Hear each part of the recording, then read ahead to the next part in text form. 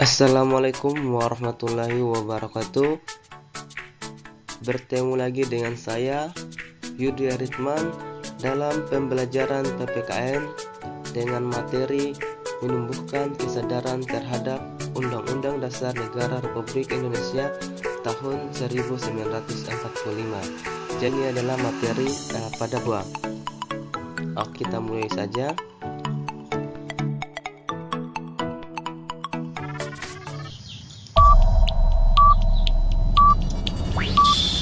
Jadi materi yang pertama yang akan kita bahas pada hari ini adalah kedudukan pembukaan Undang-Undang Dasar Negara Republik Indonesia tahun 1945. Jadi materi ini pada pertemuan sebelumnya itu kita sudah membahasnya, akan tetapi materi ini belum cukup tuntas untuk kita membahasnya. Jadi kita lanjutkan pada pertemuan sekarang. Jadi Undang-Undang Dasar merupakan sebagian hukum dasar yang tertulis. Ingat ya, jadi Undang-Undang Dasar ini merupakan sebagian dasar hukum yang tertulis. Beda lagi dengan Pancasila. Kalau Pancasila dia sebagai sumber dari segala sumber hukum. Kemudian di samping hukum dasar yang tertulis, terdapat hukum dasar yang tidak tertulis yang disebut dengan konvensi. Jadi yang tidak tertulis dia disebut dengan konvensi.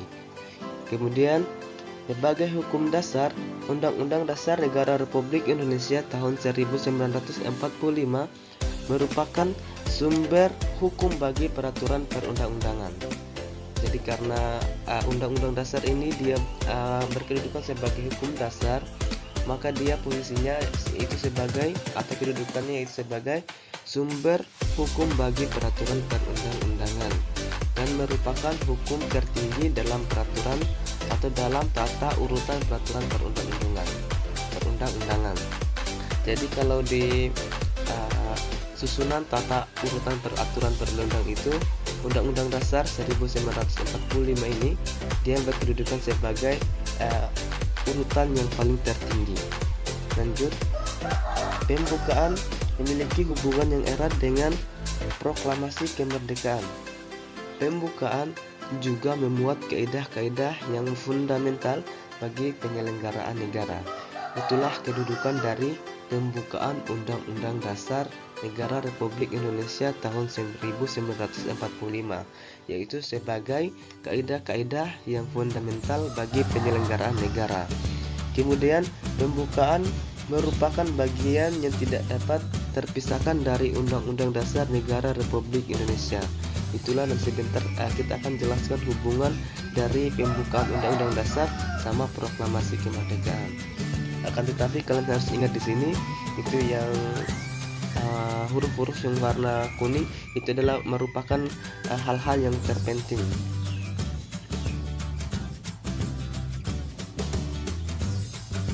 Negara Republik Indonesia tahun 1945. Jadi di sini sistematikanya itu ada yang sebelum perubahan atau sebelum diamandemen, kemudian ada yang sesudah amandemen. Antara sebelum perubahan atau sebelum amandemen dan sesudah amandemen ini memiliki sistematika yang berbeda.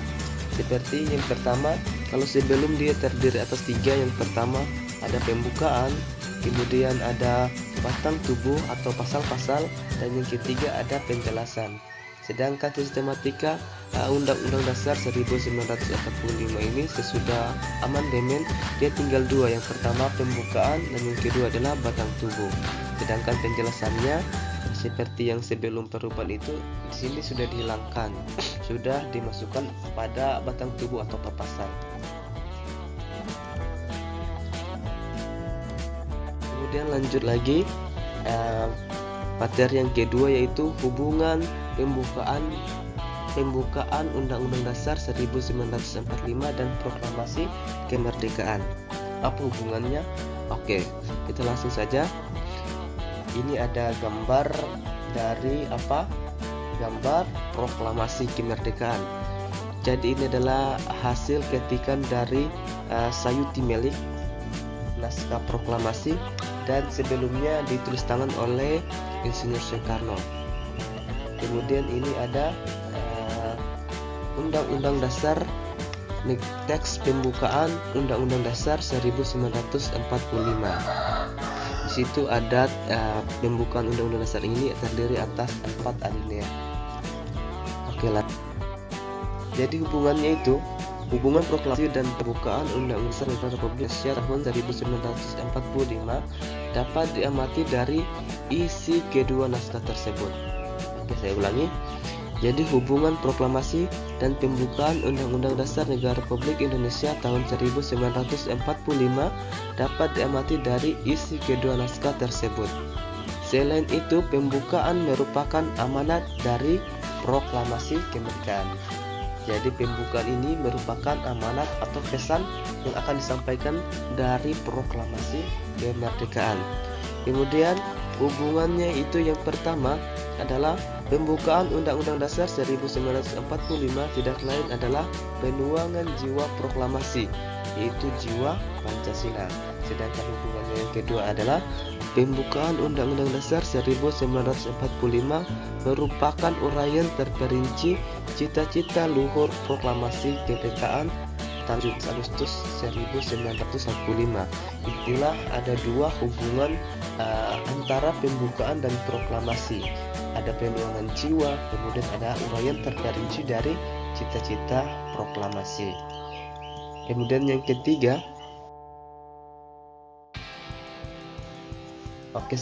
tunggu dulu, di sini ada hal yang terpenting yang harus kalian ketahui, yaitu dalam proklamasi kemerdekaan memuat dua hal pokok. Jadi proklamasi kemerdekaan itu memuat dua hal pokok. Yang pertama, pernyataan kemerdekaan bangsa Indonesia, dan yang kedua adalah tindakan yang harus segera dilakukan dengan pernyataan kemerdekaan. Jadi ada dua, yang satunya pernyataannya, kemudian yang kedua adalah tindakan yang harus segera dilakukan. Kemudian di situ juga ada pernyataan kemerdekaan setiap alinea. Jadi di antara 4 alinea dalam pembukaan Undang-Undang Dasar 1945 tadi, di setiap alineanya ada 4 itu tadi, dia memuat pernyataan kemerdekaan. Yang pertama, pada alinea 1 sampai 3, di situ pernyataan kemerdekaan itu adalah uraian terperinci dari kalimat pernyataan kemerdekaan. Sedangkan di alinea keempat, dia memberikan arah pertanggungjawaban terhadap pelaksanaan proklamasi kemerdekaan. Pada alinea 1, pernyataan kemerdekaan itu berbunyi bahwa kemerdekaan adalah hak segala bangsa. Sedangkan di alinea kedua, pernyataan kemerdekaannya berbunyi, perjuangan kemerdekaan bangsa Indonesia telah sampai pada saat yang menentukan.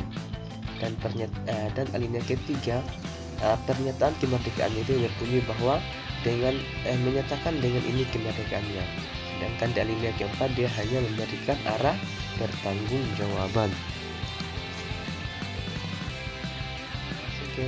Poin yang ketiga yaitu pembukaan memuat pokok kaidah negara yang fundamental.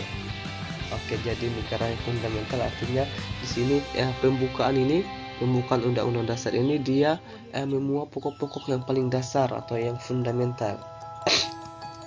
Oke, jadi sebagai pokok kaidah negara yang fundamental, pembukaan telah memenuhi persyaratan. Jadi dalam suatu hal untuk bisa dikatakan sebagai pokok kaidah negara yang fundamental ini, dia harus memenuhi persyaratannya. Jadi ada syaratnya supaya bisa dikatakan bahwa pembukaan itu dia memuat pokok kaidah negara yang fundamental. Apa persyaratannya? Yang pertama adalah berdasarkan sejarah terjadinya bahwa pembukaan ditentukan oleh pembentuk negara. Dalam hal ini adalah BPUPKI dan PPKI. Kemudian yang kedua, berdasarkan isinya bahwa pembukaan memuat asas falsafah negara Pancasila. Iya, dia memuat asas falsafah negara kita Pancasila, ada di alinea keempat. Kemudian asas politik negara, kedaulatan rakyat. Kemudian ada tujuan negara. Tujuan negara kita juga ada di alinea keempat. Nanti sebentar kita akan jelaskan lagi apa saja tujuannya. Kemudian yang ketiga, syarat yang ketiga adalah Pembukaan menetapkan adanya suatu Undang-Undang Dasar Negara Republik Indonesia tahun 1945.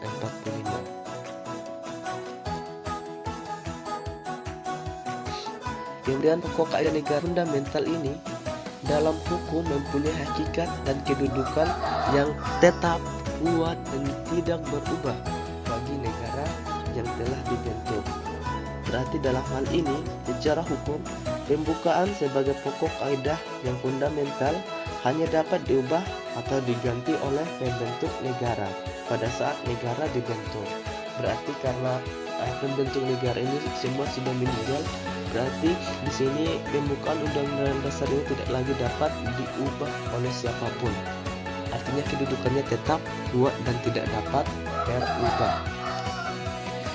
Pokok kaidah negara yang fundamental yang terdapat dalam pembentukan Undang-Undang Dasar Negara Republik Indonesia tahun 1945 di sini ada 7. Yang pertama, pokok-pokok pikiran yang diciptakan dan diwujudkan dalam pasal-pasal Undang-Undang Dasar. Kemudian pokok yang kedua adalah penguat kemerdekaan hak segala bangsa. Yang ketiga adalah cita-cita nasional. Keempat, pernyataan kemerdekaan. Kelima ada tujuan negara. Keenam, kedaulatan rakyat. Dan yang terakhir adalah dasar negara Pancasila. 7 pokok yang ada dalam pembukaan ini semua merupakan pokok kaidah yang fundamental dan dimiliki oleh pembukaan Undang-Undang Dasar Negara Republik Indonesia tahun 1945.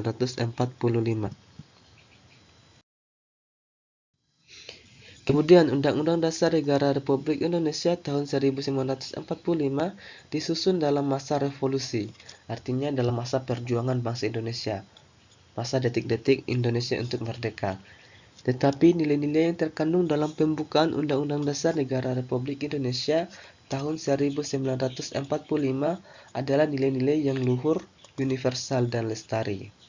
Itu dia terdapat 2 nilai-nilai yang ada dalam dalam pembukaan Undang-Undang Dasar. Yang pertama, nilai universal, yaitu mengandung arti bahwa pembukaan Undang-Undang Dasar Negara Republik Indonesia tahun 1945 memiliki nilai-nilai yang dijunjung tinggi oleh bangsa-bangsa yang beradab di dunia dan penghargaan terhadap hak asasi manusia. Kemudian yang kedua, nilai lestari mengandung makna mampu menampung dinamika masyarakat dan tetap menjadi landasan perjuangan bangsa. Itulah 2 nilai yang terdapat dalam pembukaan Undang-Undang Dasar Negara Republik Indonesia tahun 1945. Di pembahasan yang berikutnya yaitu makna alinea pembukaan Undang-Undang Dasar Negara Republik Indonesia tahun 1945. Di sini pada pertemuan sebelumnya itu saya belum menjelaskan, cuma sampai di pokok kaidah negara yang fundamental tadi. Sekarang kita masuk di sini, kita jelaskan tentang makna setiap alinea pembukaan. Yang pertama, ini jadi pada pembukaan Undang-Undang Dasar itu terdapat 4 alinea. Di situ ada secara umumnya bahwa alinea pertama itu dia mengandung atau memuat atau diartikan sebagai ada dalil objektif dan subjektif. Alinea kedua adalah memuat tentang perjuangan bangsa Indonesia yang mencapai tingkat yang menentukan. Alinea ketiga dia menentukan bahwa pengukuhan makna dari proklamasi yang luhur, dan alinea keempat dia memuat tentang tujuan negara, bentuk negara, dan dasar negara. Secara lengkapnya kita akan jelaskan pada selanjutnya.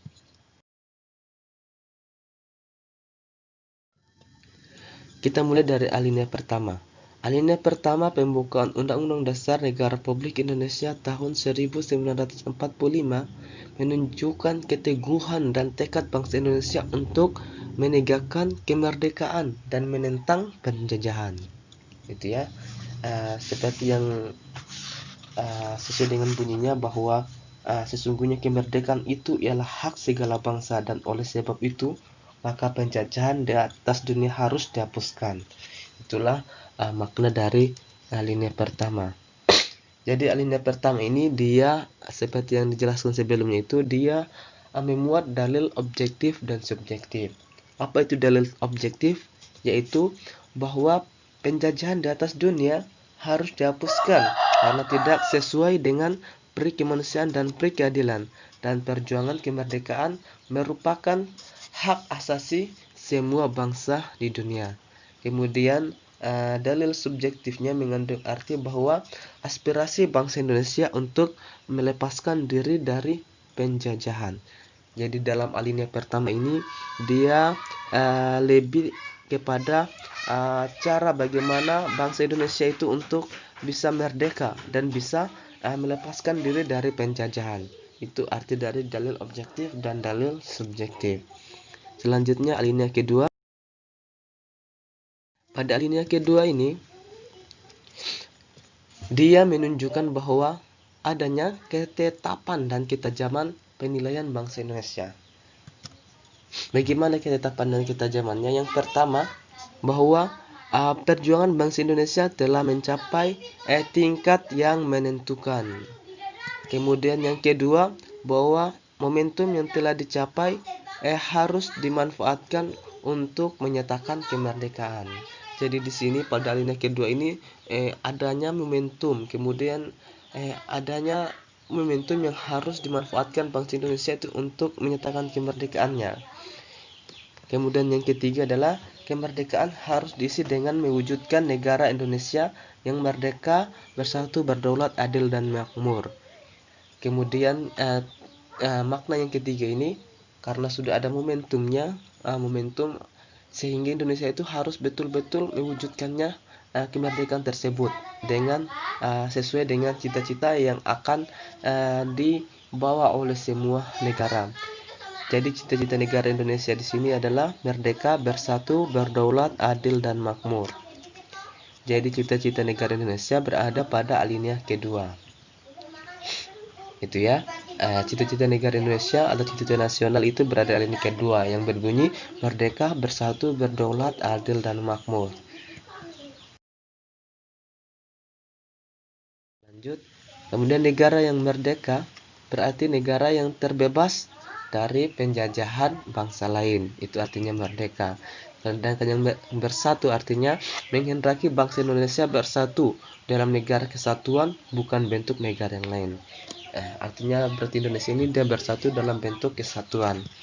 Kemudian berdaulat, dia mengandung makna sebagai negara Indonesia sederajat dengan negara yang lain, yang bebas menentukan arah kebijakan bangsa tanpa campur aduk tangan dari negara lain. Kemudian adil mengandung makna bahwa negara Indonesia menegakkan keadilan bagi warga negaranya. Sedangkan cita-cita yang terakhir adalah makmur, yaitu menghendaki negara mewujudkan kemakmuran dan kesejahteraan bagi warga negara. Itulah arti dari cita-cita negara Indonesia yang merdeka, bersatu, berdaulat, adil, dan makmur. Alinea ketiga. Di alinea ketiga, dia memuat bahwa kemerdekaan didorong oleh motivasi spiritual, yaitu kemerdekaan yang dicapai oleh bangsa Indonesia merupakan berkat rahmat Allah yang Maha Kuasa. Oke. Kita pasti mengakui bahwa suatu kemerdekaan Indonesia tentu tidak terlepas dari rahmat Allah yang Maha Kuasa atau bantuan dari Allah Subhanahu wa taala. Jadi di sini pada alinea ketiga dia akan menjelaskan tentang bagaimana itu kemerdekaan didorong oleh motivasi yang spiritual. Alinea ketiga secara tegas menyatakan kembali kemerdekaan Indonesia yang telah diproklamasikan tanggal 17 Agustus 1945. Kemudian alinea ketiga, pembukaan Undang-Undang Dasar Negara Republik Indonesia tahun 1945 juga memuat motivasi yang real dan material, yaitu keinginan luhur bangsa supaya berkehidupan yang bebas.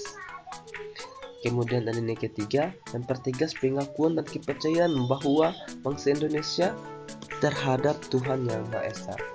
Inilah akan masuk juga pada sila Pancasila yang pertama, yaitu Tuhan Yang Maha Esa. Keempat. Alinea keempat, pembukaan Undang-Undang Dasar Negara Republik Indonesia tahun 1945 memuat prinsip-prinsip negara Indonesia. Yang pertama, tujuan negara yang akan diwujudkan oleh pemerintah negara. Jadi tujuan negara dia berada pada alinea keempat. Tujuan dari negara Indonesia yaitu berbunyi bahwa melindungi segenap bangsa Indonesia dan seluruh tumpah darah Indonesia, memajukan kesejahteraan umum, mencerdaskan kehidupan bangsa, dan melaksanakan ketertiban dunia yang berdasarkan kemerdekaan, perdamaian abadi, dan keadilan sosial. Itulah bunyi dari tujuan negara Indonesia. Jadi tujuan negara Indonesia berada pada alinea keempat. Kemudian ketentuan diadakan Undang-Undang Dasar, dan yang ketiga adalah bentuk negara. Apa bentuk negara Indonesia? Bentuk negara Republik Indonesia adalah berbentuk republik. Kemudian yang keempat adalah negara Indonesia yaitu Pancasila. Oke, jadi kalau kita perhatikan bahwa alinea keempat itu dia memuat sila dari Pancasila. Garis pertama sampai yang terakhir. Oke. Pertanyaan atau ada yang mau bertanya, nanti kirim saja pertanyaannya lewat WA atau bisa juga ditulis pada kolom komentar di bawah. Untuk tugasnya kepada kalian semua yaitu adalah buatlah kesimpulan tentang pembelajaran hari ini. Jadi dari pertemuan awal tadi, poin A sampai poin 1 sampai poin 3 tadi, kalian buatkan kesimpulan. Oke, sekian dan terima kasih. Semoga pembelajaran ini bisa bermanfaat untuk kalian semua dan untuk para pendengar atau para yang nonton. Oke. Lebih kurangnya mohon dimaafkan. Wabillahi taufik wal hidayah. Wassalamualaikum warahmatullahi wabarakatuh.